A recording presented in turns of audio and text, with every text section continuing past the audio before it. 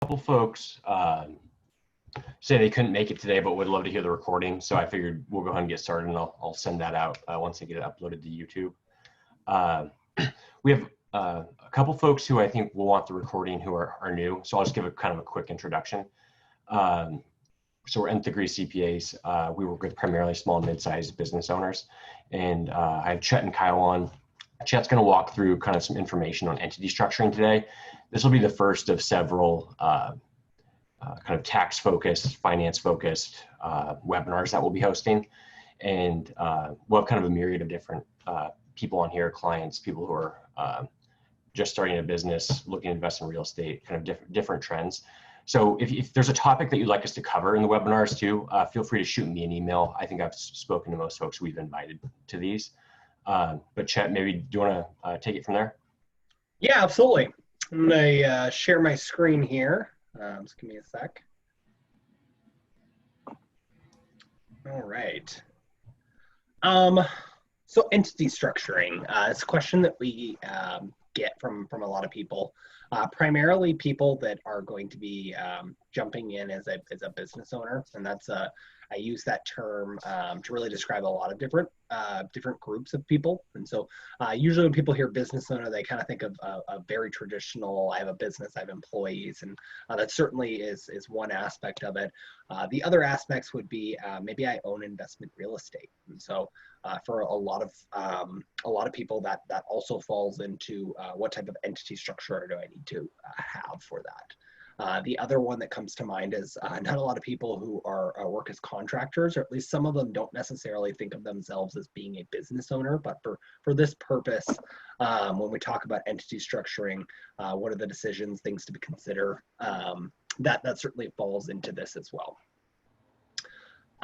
When we think about entity structuring, Zach, can you guys see my slides? I can, yeah. Perfect. Kind of the agenda here is we'll talk about, well, a lot of people, when they talk about their entity structure, you kind of have to start with, am I talking about the legal entity structure or the tax entity structure? That can be different. So we'll talk about that. And then we'll talk about kind of 4 primary categories as it relates to entity structuring. You know, S corporation is kind of the hot one, or the one that a lot of people hear about. So we'll go into that as well. So when I talk about legal entity structure versus tax entity structure, a lot of the times when I ask people, like, what's your business, they'll say an LLC. And so that's the right answer in most cases. The next question that I usually have is centered around, or what we'll talk about is, what is your tax entity structure? And so the reason I say that is because there's no such thing as an LLC tax return. Nobody files an LLC return, at least at the federal level.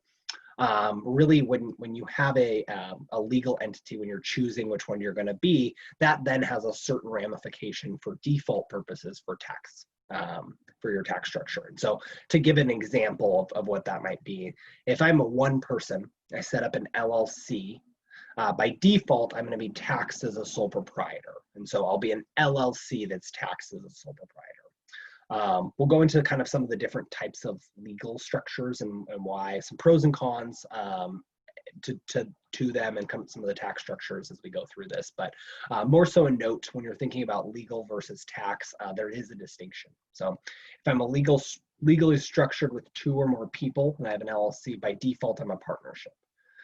Same thing with, if I'm a corporation, by default, I'm a C corporation. Hey, Chase. Yeah. On that, what if you haven't set up an LLC? Yeah, great question. Yeah, so if I have not set up an LLC, by default, I'm probably a sole proprietor. So if I haven't set up an entity, if I have no entity set up but I'm starting a business, by default, I'm a sole proprietor for tax purposes, assuming that there's one of me. What if there's 2 of you? Yeah, if there's 2 of me, by default, I'd be a partnership. I've got 2 or more people jumping into a business, so we'd be partners in that business. And so that's how we would be treated for tax purposes. I know that's one area that's snuck up on some people that have come to us in the past. They've started a business with another individual, and without realizing, had this sort of default partnership, but have always just reported their share of the activities on their personal tax return or Schedule C of their tax return. Yeah. And so going back and unwinding that has been an issue that we've assisted people with in the past. Yeah, great point. Great point. So then there's a default relationship to kind of the one, how many people are there?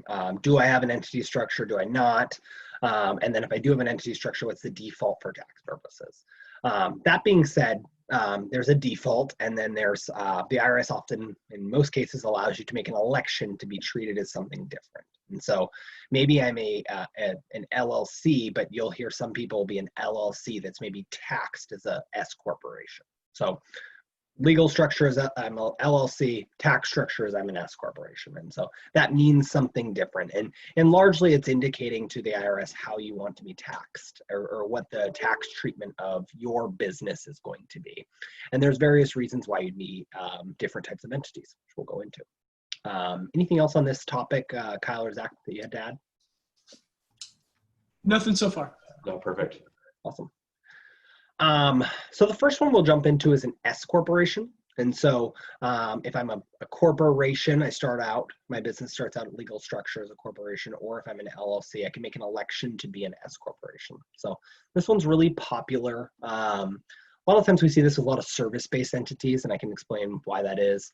But the general purpose to setting up an S corporation is that I'm going to save money on employment taxes. And so the way that it works is, let's say that I'm a sole proprietor. I've started a business and I'm going to make $100,000 in profits. And so I say profits being revenue less my expenses.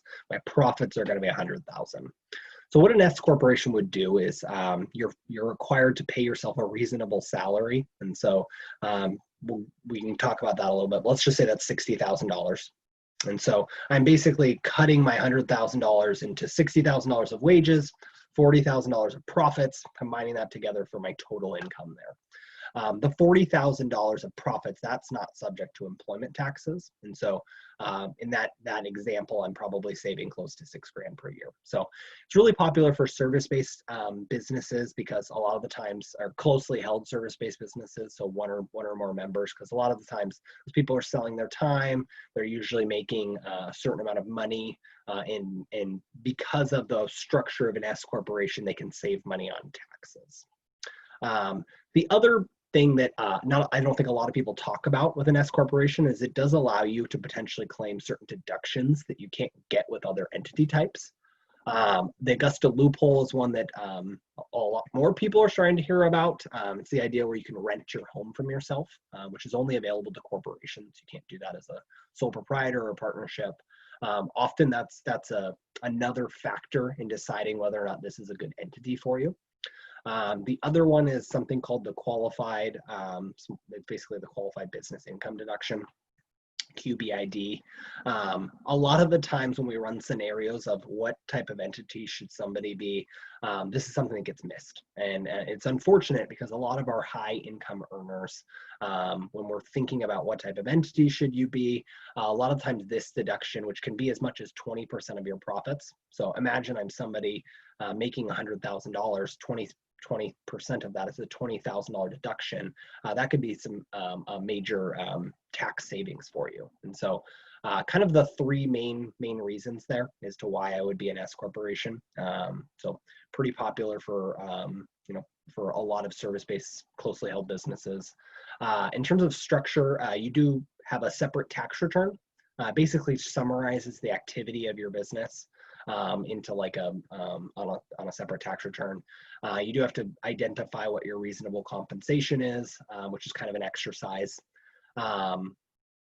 And then in terms of cons, kind of the main cons there are you don't have a single class of stock, and so that issue comes into play around the idea of if people really want to split income. So maybe there's two or more, maybe me or Kyle or Zach are starting a business, and I'm going to do way more than Kyle or Zach, and so I'm going to want way more out of profits. Maybe that becomes an issue.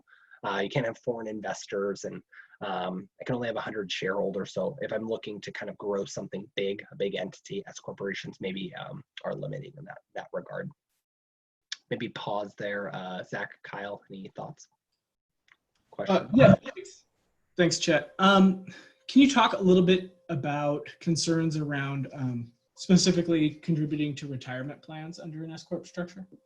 Yeah, that's a great question, or a great point.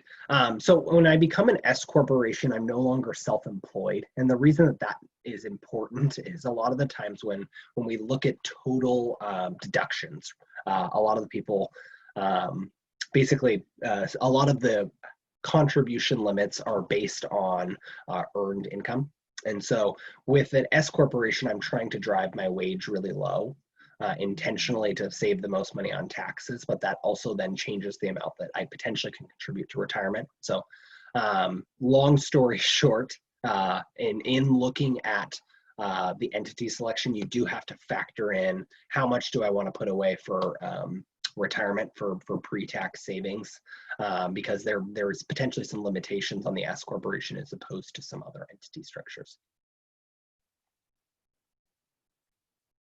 Thanks, Chet. Yeah. Chet, before we move on, would you want to just briefly touch on kind of the timing of the S election and then the payroll, just so people are aware of that? Yeah, absolutely.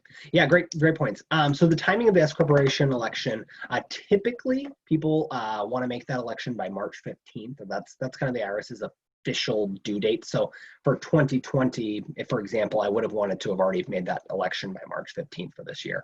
That being said, there are some options available to which we can potentially get a late election. So say you're somebody who started a business early in the year, you didn't really know about the S corporation, or you didn't think your profits were going to be enough to kind of be an S corp, you kind of were just getting started. What you can do is potentially file paperwork to get a late election. It's a little bit more of a process, but we certainly can do it. I think we have a 100% success rate getting those applied, or a very high number at least. The other side of it is payroll. So there is an additional cost. I do have to set up payroll. It's usually not that bad relative to the savings that you get from an S corporation, but I do become an employee, and so I'm going to have to run payroll with a payroll provider. We definitely recommend people get a payroll provider. Don't try and do payroll yourself. Yeah, does that answer your question? Yeah, thanks. We'll jump into kind of the next one.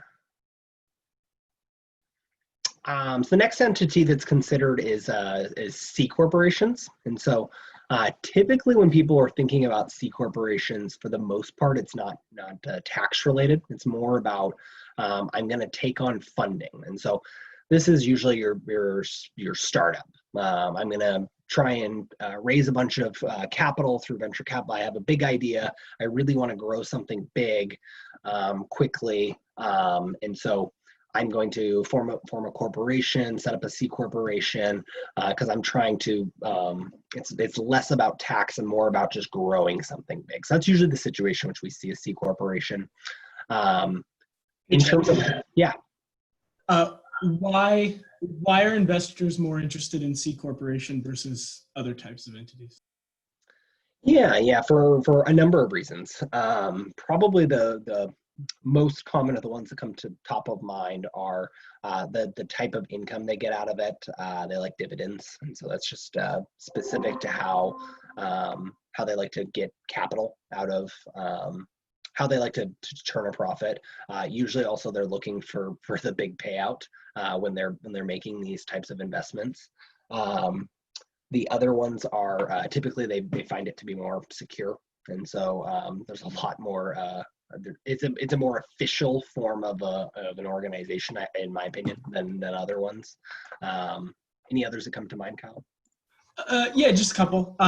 One is it's much easier to buy in and then get back out of a corporation than it is a partnership or an S corporation, and that's just due to the passive or the fluid nature of the partnership specifically, because it is what's called a pass-through entity. There's less of a fine line between the owner and the company.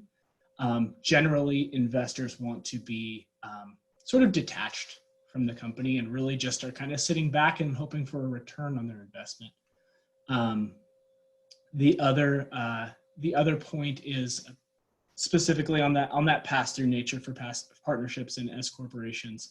The owner is personally picking up income related to the profit of that company on an annual basis. And so whether or not that company is actively distributing cash, that owner is going to be taxed on the profits from the company. That doesn't happen in a C corporation. And so simply from a tax reporting perspective, there's a less kind of compliance burden for these investors who are buying into corporations and just holding or sitting on stock than in the more pass-through nature entity types. Yeah, great point. Yeah. So, if I'm starting off an entity, maybe I've heard of an S corporation. I'm thinking that's really good because I want to save the most money on taxes, and that turns to be the case. When I look at a C corporation, though, and I'm looking at the kind of what's forward in my company, I know I'm going to need to take on funding either now or within the next couple of years. It maybe is that I need to form a C corporation simply because I know that I'm going to need to take on funding, and that's what's going to be attractive to investors. So C corporations, they file their own tax return. It's at a flat 21% tax, which sounds really appealing. There is still double taxation, being that I'm taxed on the profits, and then as I take those profits out, it's what's called a dividend, a taxable dividend. And so the rates for that tend to fluctuate, but it's between 0 and ultimately 23.8%. So people in the highest tax bracket end up paying 44.8% tax roughly on the income overall, their share of income from C corporations. And so the double taxation is a major con. That's why a lot of people don't like C corporations unless they have these other reasons. They're more complex from a compliance standpoint.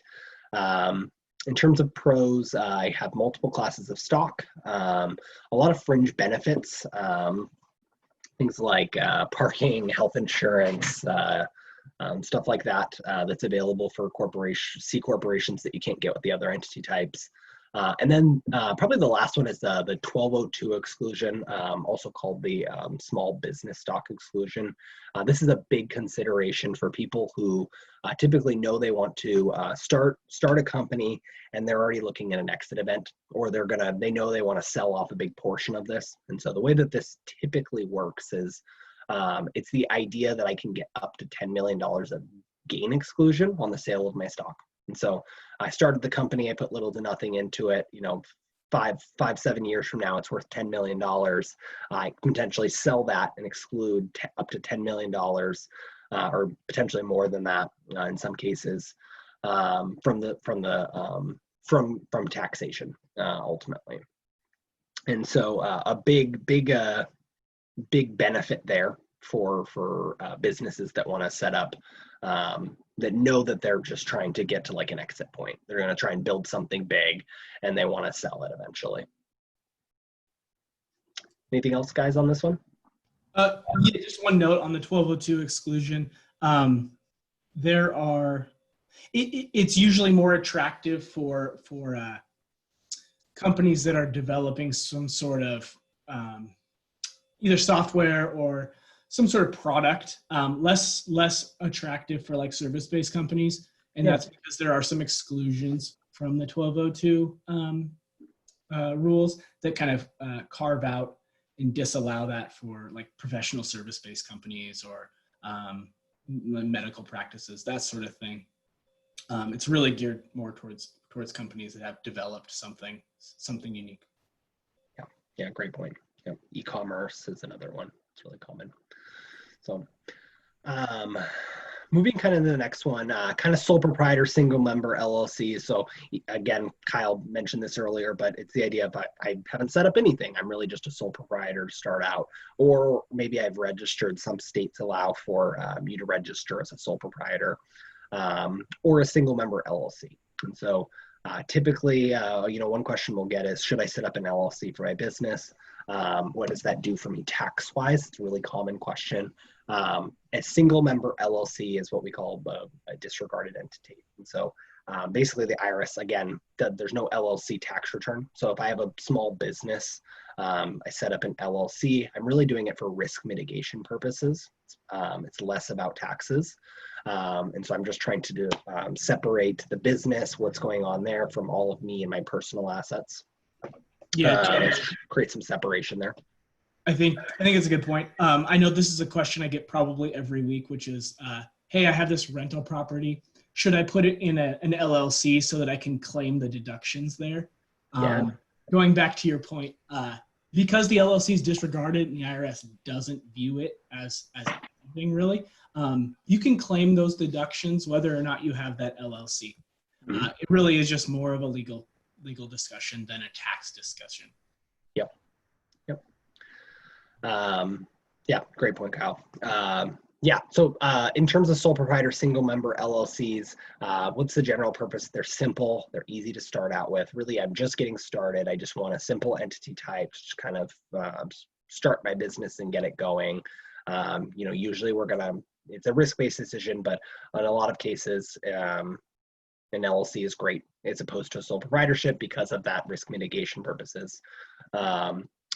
In terms of how do I report the activity? It's all part of your personal tax return. So if I have an LLC for my single member LLC for my rental property, it's all going to get reported on your personal tax return. Single member LLC or sole proprietorship, and I'm running a small business, all going to get reported on your personal tax return. There's no separate tax return. There's basically a schedule. It's called Schedule C or Schedule E. It's basically like a summary attachment that gets just added to your tax return and factored in as part of that. Pros: low barrier to entry, one tax return, no double taxation that I see with like a C corporation. The cons is 15.3% tax, self-employment tax on earnings, or my first $137,000 of earnings roughly. That number changes every year. And generally, if I'm just a sole proprietor as opposed to kind of all the other entity types, potentially some increased risk there for me. Anything else, guys? Nope. Nope. Awesome. Go to the last one here. Partnerships. So generally, people will look at partnerships by default if there's two or more people. And then in terms of would I stay a partnership or would I make an election to be something else? Partnerships are generally appealing if I don't want the double taxation of a C corporation, and maybe I need a lot of flexibility in distributing income.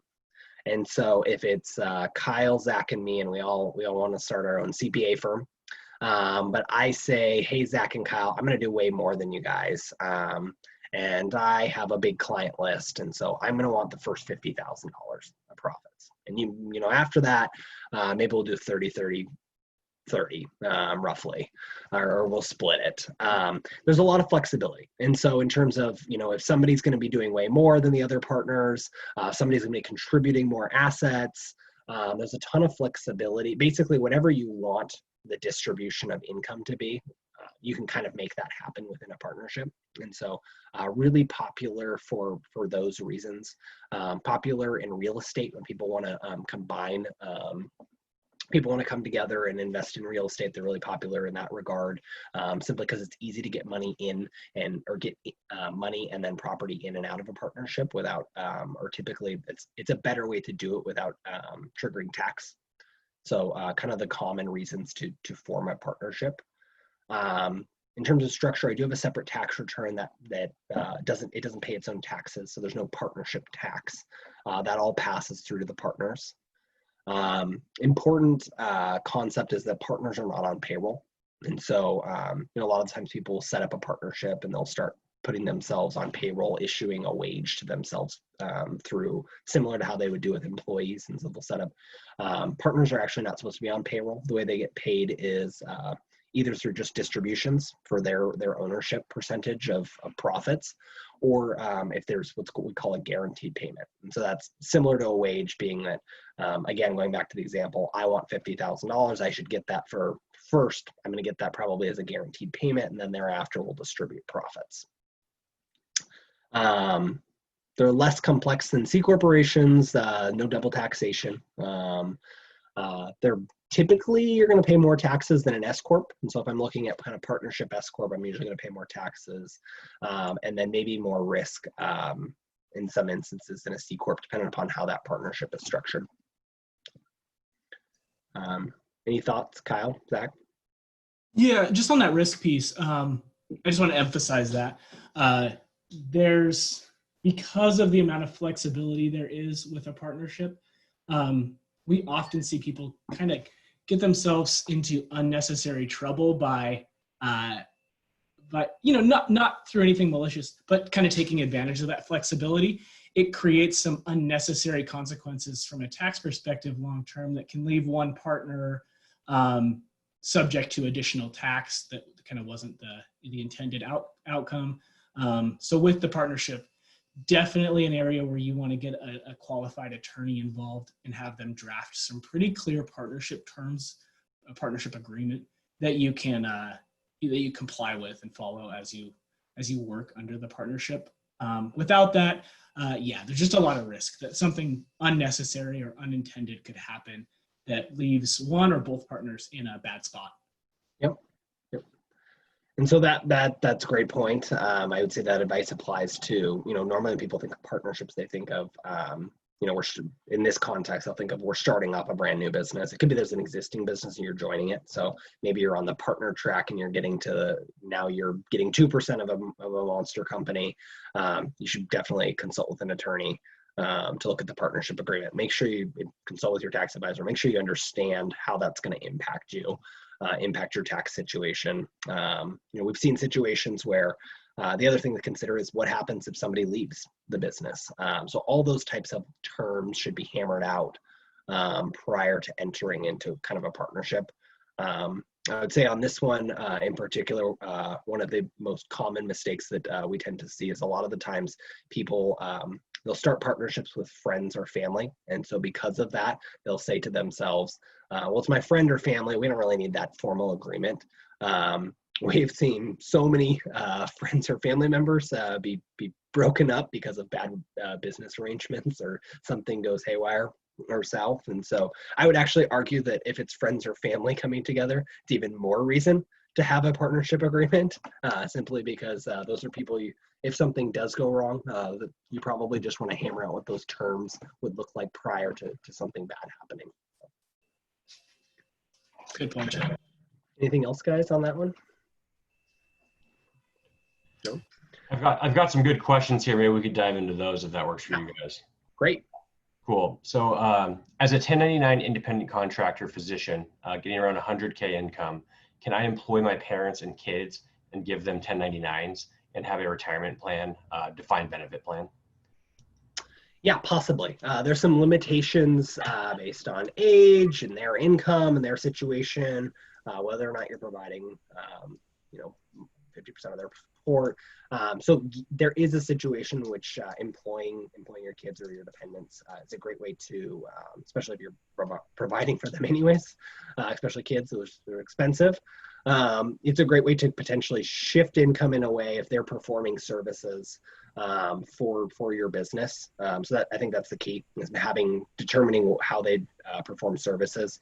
It also depends, I think this individual said they were sole proprietor, or depending upon your entity type, there's potentially payroll consequences that you have to consider. I'm gonna jump in on that one, Chet.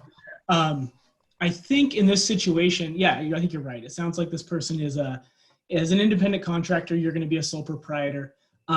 If you're employing your kids or your parents, chances are you're going to have significant control over the duties that those kids or their parents are performing. So they're probably going to fall under the W-2 employee designation rather than a 1099 scenario. Not the end of the world. You'll just want to set up payroll so that you can pay them. But there are some nice benefits to that as well. You can deduct the amount that you pay them through wages. If it's your kids, the nice thing about that is, say I'm paying my kid, $10,000 a year, and they're doing odds and ends within my business. As long as they're providing real service, they can now fund an IRA themselves, a Roth IRA or a tax-deductible IRA, which they can use down the road to help pay for college or for retirement themselves. And then as long as their other kind of non-IRA wages fall under that standard deduction amount, which is, what is it, 12,000 something this year, Chet? 12,400. Yeah. As long as they're under that, they're not going to pay any income tax. And there's a carve out in the employment tax rules that say children under the age of 18 or under the age of 21 that are students and working for their parents' companies aren't subject to employment taxes. So you're not going to have to assess any FICA, Medicare taxes, and most state unemployment taxes are they're going to be exempt from those as well. So pretty good all-around scenario where you could potentially pay your kid close to $20,000 a year and get by with I think you'll be around $800 in income tax that the kid's going to pay while driving up an additional $20,000 deduction for your business. Awesome. Then another question, if I'm maxing out my Medicare and Social Security taxes on my W-2, is it still advantageous to create an S Corp for my 1099 income? Yeah, great question. Potentially, and so that's where you potentially can save up to 3.8% Medicare tax still on that whatever other 1099 income you have. The other things to consider is that Augusta loophole, and so that's a deduction that you're not going to get as a sole proprietor.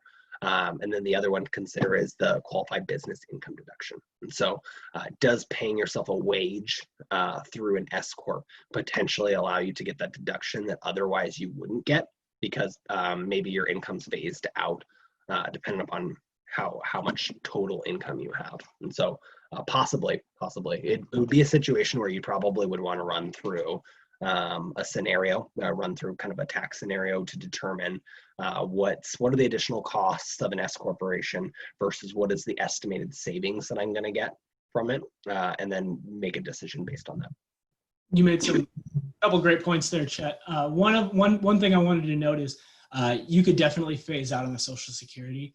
There's no phase out for the Medicare though. You're going to pay that regardless of what your wages are. The other piece is the point you made about the qualified business income deduction. I think it's important to note that there are limitations on that 20% that pass-through deduction. So while sole proprietors, partnerships, S corporations, while all those different types of pass-through entities qualify for this deduction, if you're in a specified service business, so generally this is going to be professional service type businesses, there's some caps where you start to phase out and you're unable to recognize the benefits of that deduction. This is what you're hinting at. Yep. But you can use your wages to drive down overall business profit because your wages, your W-2 wages in the S Corp are a deduction against business profit. And you could potentially move down your overall income so that you can skate by and actually get some of that qualified business income deduction. Yeah, because the phase outs ultimately factor. It's a complex, super convoluted set of rules on that deduction, and ultimately one of the factors is wages coming from the business entity. So if you're a sole proprietor, you're not paying any wages out of your business, whereas an S Corp you are, and so sometimes paying that wage. In some scenarios for certain high income taxpayers, it allows them to get a deduction that they wouldn't are otherwise get because of the way that the mechanics or some of the strings that we pull relative to that entity type. Hey, Zach. Yeah. On this next question, can you read it once through and then go back? It looks like it has several questions within it, so we might want to chunk it up. Yeah, I'll read it straight through and then I'll read question by question. Thanks, man. Cool. So if you're a high income earner through a partnership and currently taxed at 37%, do you ever recommend people to own the ownership in a partnership through a S Corp or C Corp? So that's question one. The income from the partnership is paid via guaranteed payment plus profit distribution. In this case, S Corp does not seem to add any other benefits, question mark. And for C Corp, assuming that you want the money to sit in the C Corp and reinvest the money within the C Corp, thereby avoiding immediate double tax and using lower taxed money to invest, accumulated earnings tax issue seems to be present, as it would be considered a holding or investment company. So we'll hit question one again here, Chet. Unless, yep. So if you are a high income earner through a partnership and currently taxed at 37%, do you ever recommend people to own the ownership in the partnership through an S Corp or C Corp? Yeah, so I would think if you're looking at partnership to S Corp, you're typically looking around employment taxes. And so the first couple of thoughts there are one, high income earner with partnership earnings. Are your earnings even subject to employment taxes? Is it that you have passive income, or is it all earned income? And so there's a distinction there that I don't think a lot of people look at. I think just people immediately assume all partnership income, a lot of advisors do, is subject to employment taxes, and that's not always the case. If I'm going through a C Corp, potentially, I'm trying to think of any reasons why you'd maybe go through that. Kyle, any thoughts? On setting up the C Corp? Yeah. Yeah, it looks like this person touches on that later in the question. I think it's around trying to shelter or minimize the tax that they're paying on their income they're getting from that partnership, so that they can reinvest that in other areas. So we can touch on that piece in a second. Let's focus on the S Corp for now. We definitely have made that recommendation in the past, but going back to what Chet mentioned, there needs to be significant income coming in through that guaranteed payment from the partnership to justify the additional cost of the extra S Corp tax return, the payroll service you'll want to set up, and then just kind of the administrative burden of having more to manage from a tax compliance perspective. So, you want to weigh the pros and cons, and if it all makes sense, yeah, there's definitely been situations in the past where our clients have saved by setting up that sort of S Corp holding company, more or less, to live between them and their partnership interest. Yep. Yeah, great. Cool. So I think we answered the S Corp, that question, and then I guess any thoughts on the C Corp? We'll come back. Let's come back to the C Corp at the end. Let's jump to the second question here. I think I'll read it again, but I think you guys hit on that well. So the income from the partnership is paid through guaranteed payment plus profit distribution. In this case, S Corp does not seem to add any other benefits. Got it. Okay. The only other benefit that I can think of is that Augusta loophole that Chet mentioned before, being able to rent your home or even your vacation home to your business for specific events throughout the year to just drive up some additional deductions and get some more tax-free money out of the business. Yeah. If I had a really expensive home, maybe I'm a high income earner. So I had a client who had a really, really, really big home. Similar situation to this, whereas when I talk about renting their home, like for a company event for a day, like the value would be extremely substantial. I mean, thousands of dollars a day if somebody was to actually go and try and rent that. So, in this case, $5,000 a day times 14 days out of the year, I now am able to get a $70,000 deduction through using an S Corp that I wouldn't have gotten otherwise through a partnership. So, possibly there's some scenarios there. Go ahead, Kyle. The other one is around the home office deduction. Mm-hmm. This may not be our position on it, but some more conservative accountants feel that reporting the home office deduction on your tax return can be risky or a red flag. If you are claiming the home office deduction under the sole proprietor or partnership scenario, you're filing a form with your tax return to claim that deduction, and it says, "Hey, I have a home office, blah blah blah blah blah." Under the S corporation scenario, your home office deduction really comes by way of a reimbursement that you're issuing yourself. So there's no extra form that gets filed with the IRS.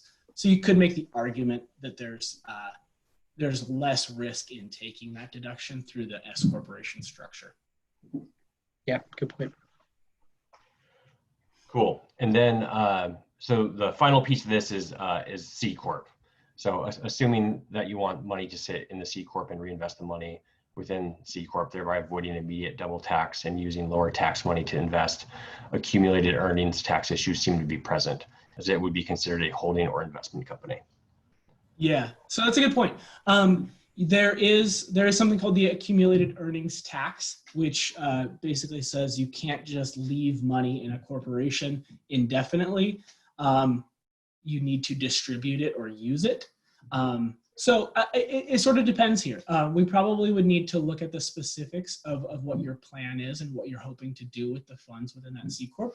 But if you're setting aside your guaranteed payments for a year or two to make some sizable investment within that C Corporation, putting those funds to use, you're probably not going to run into that accumulated earnings tax issue.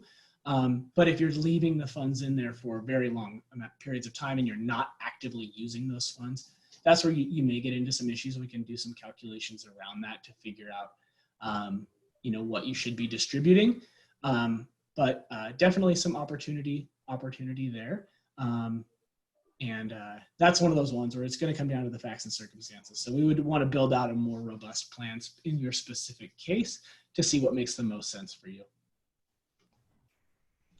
Cool. Well, that's the questions we have, guys. Thanks for going through that, both Chet and Kyle.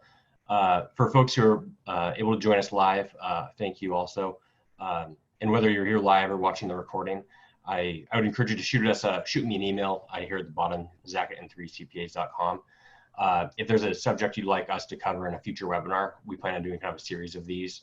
I want to make sure it's topics that you guys are interested in. So feel free to shoot me that email.